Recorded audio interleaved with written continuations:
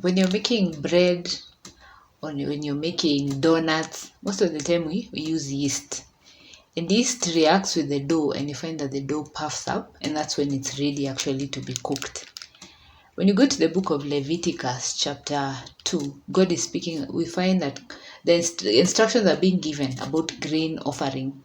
And one of the things that is said is that when the dough that is actually to be used during grain offering should not be mixed with yeast. Because yeast actually is used in scripture as one of the like sin, how sin reacts and what happens when we entangle ourselves with sin. Because that dough it loses its natural purity. It's no longer pure. And so God tells them, when you're offering an offering to me, do not use yeast. And Paul speaks about the same thing in Galatians chapter 5, verse 9, and says, a little yeast works through the whole dough.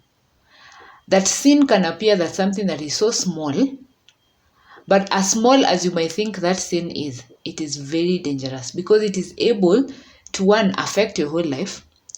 It is able to affect the church. It is able to affect the nation. Little things that we actually think it's like yeast. We look at it and feel maybe you're engaging in if it's sins like corruption, integrity issues, and you feel it's not a big thing.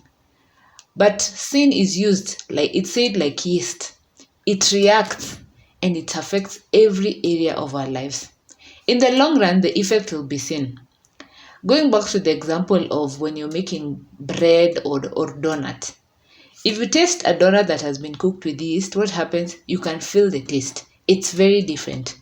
It's the same thing. Sin in our lives, at first we may think there is no impact, but the taste of it will be sin. The reaction of it will be sin in our lives. There'll be an evidence that we've actually done what? We are engaging in sin.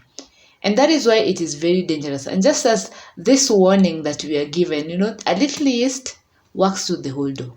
And so we should be careful about those things that, scripture also calls them the little foxes that are able to destroy a whole vineyard.